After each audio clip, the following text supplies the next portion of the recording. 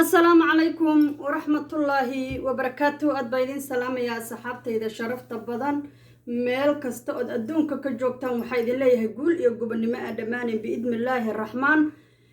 وحيد الله يهدمانتي سودة دواذا صحابتي هري اللي جوكتي إيا إنت دب إيغا صابيرتي وحيد الله يهي خير يا بركة نور ما شاء الله dad badan baa waxay soo weydiiyeen khadar arintiisii xagay maraysaa khadar ma sha Allah tabarakallah had buu fiican yahay alxamdulillah rabbil alamin nimca ilaahi buu ku jiraa waxa dhiba maanta uu qabo malaha ma sha Allah kilib la isoo diray la igu yiri arag Easter oo hebel u sameynayso surprise ma sha Allah tabarakallah waxaan taasi jawaab uga dhigayaa nini waa naagi waa ninay rabto naagi waa ninkay rabto ninkaysan rabin waxa weeye dhulkay ku jiidaa kay rabtana madaxuu u saaran yahay kabalus ba hawo hada haduu doone wuxuu doonaba hawo hada haduu doone waxba dhihi maayaan wiilkaas islaameed laakiin gabadha intuu wiilka soo garab istaagay still xaqiisiina haysato waliba anigu warsan ahaantayda aan kala hadlay fiidiyoyadii oo tirtiri lahaa oo la rabay in laga baabi'iyo aan ku iri waa hooyo video markii laga bixiyana waad ogtahay baan ku iri dhulkaad ka soo bilaabaysaa isaga daa waxba eedda macaan ha ku dayanin wallaahi dadkii waxaan ku jiraa u diiday in videoga laga saaro laakiin digashay wali wadaa hebel baan sabrays u samaynayaa hebel baan kaxaynayaa hebel baan arka la geynayaa shalay markay soo istaagtay social mediaha oo ila soo istaagtay ninka la yiraahdo khadar qabiilkiisa waxay islahayd kollay qabiilkiisa mi ku bahdil bay islahayd ma bahdil bay uga dhigaysay ma garanayo in uu ku fiicnaanayo oo reer nasaba oo fiican oo wanaagsan uu ka soo jeedo ayadu waxba ka qaldanaa laakiin waxaan halkan ka arki doonaa sida la isugu yimi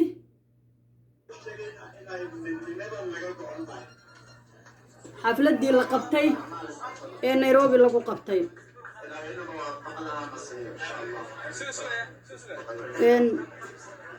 ma sha Allah tabarakallah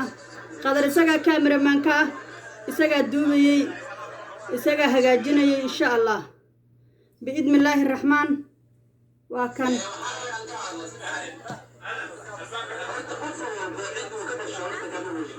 صح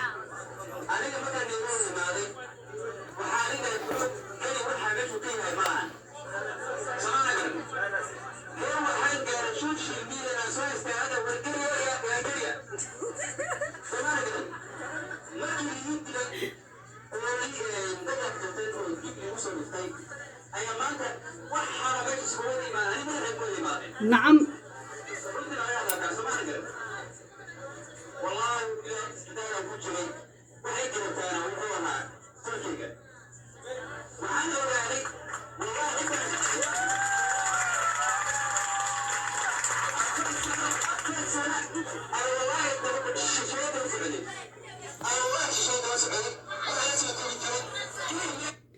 of course intaas oo sano ayuu wuxuu wax la soo waday gabar Soomaaliyeed ah oo uu lahaa waa gabar walaasha ah ayada hamigeeda iyo hankeeda ha gaarto ayada niyada u dhis ayada ha ku maxaan ku yiraahdaa ha ku ceeshto oo waxa ku tarto maalin qora intay soo dhaweysay wiilkaasi gacan xariis leh ama gacan bini aadanimo uma aysan fidinin bal ceebtiisa iyo cambaarentiisa iyo wuu iska yeelyeelayaa iyo views buu igu raadsanayaa iyo shacbiyad buu igu yeelanayaa iyo dhaqaalo iga rabaa iyo xoolo iga rabaa waxaan ka ahaynay gabadhaas adduunka la soo fariisatay male laakiin ma sha Allah tabarakallah khadar maanta waxa weeye dad buu ku dhex jiraa eheliyadiisii oo dhan baa garbaha ka taagan maanta cid uu u baahan yahay male alxamdulillah ilaahay bay mahadda u sugnaatay ilaahaygi raxmaan ahaa ayay mahadda u sugnaatay maanta isaga meeshii cameraman ka isaga maanta u duubayo intaas oo dhalinyaro ah dadka magaalooyinka kala ka yimaada waqtigaan siin doona ii kala laakiin sharafka noo mudan inaan soo dhaweeyo ayaan rabaa ما شاء الله تبارك الله.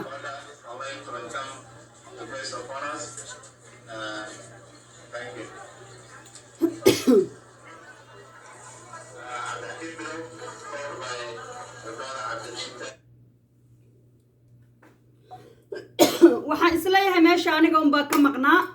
waa lagu dhamaa runtii aniguna waan rabay by telephone inaan kaga qayb qaato laakiin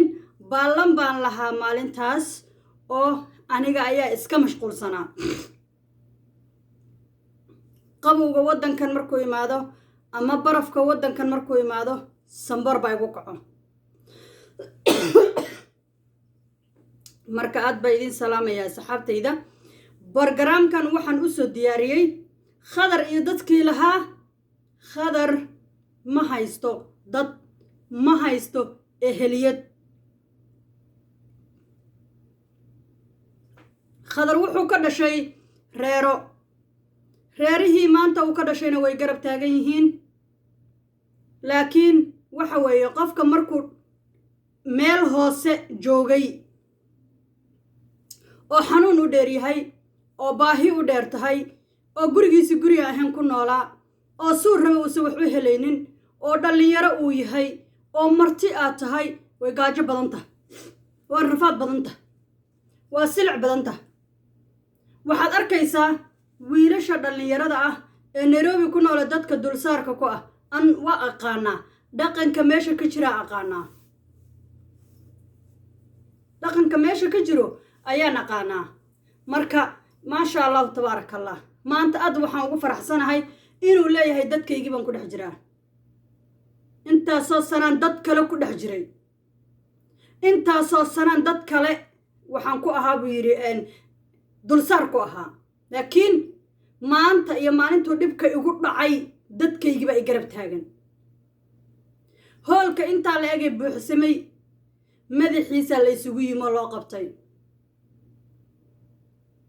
madaxiisa loo qabtay in maanta intaas oo beelweyntii uu ka dhashay uu kulmiyo na aad iyo aad baan ugu faraxsanahay runtii oo maanta bartanka uu kaga jiro oo uu ku faraxsan yahay oo soo dhaweyn loo sameeyo oo maxaan ku yiraahdaa dhiirigelin loo sameeyo oo la garab istaago aad baan ugu faraxsanahay marka qabiilo wanaagsan iyo qoys wanaagsan iyo reer wanaagsan iyo dad diintii lagu yaqaano ayuu Allah raxmaanka ka dhaliyo kana soo jeediyay ibni aadan marka waxaad uga baahato waa walaalnimadii haddii iyagu garan waayeenna banaanka kamar farahana ka qaad khadar maanta waxaan leeyahay maalin uu ka farxad badan yahay oo ka qurux badan yahay ma jirto wallaahi alcadiim gabadhii joogtay maanta waxay tiri khadar wajigiisa maanta haddaad arki lahayd bay tiri warsane aad baad ugu farxi lahayd yacnaha farxadda ka muuqatay quruxda ka muuqatay dhiirigelinta ka muuqatay hadalka ka muuqday kartida ka muuqatay ma malayn kartid markuu tolkaa ku garab taagan yahay oo xagga iyo xagga iyo xagga iyo xagga in adeer lagu leeyahay da'da aad jirto 10 sanaad hoos uga dhacaysa Allah igu og waxaasoo ilmaadeerta iyo aniga dhex geeya maanta habar la iguma sheegi leen Allah igu og gabadh yar baa la idheena Allah igu ogna la igu sheegi leen say in adeer ii leeyihiin baa da'dayda 10 kiilo iga go'i lahayd oo gabar yar aan isu qaadan lahaa aniga dhanba marka maasha Allah tabaarakallah niyad isku waa wax fiican dadkaaga ku dhex jirkiisuna waa wax fiican islaamka ilaahayna waxba ha u dhimin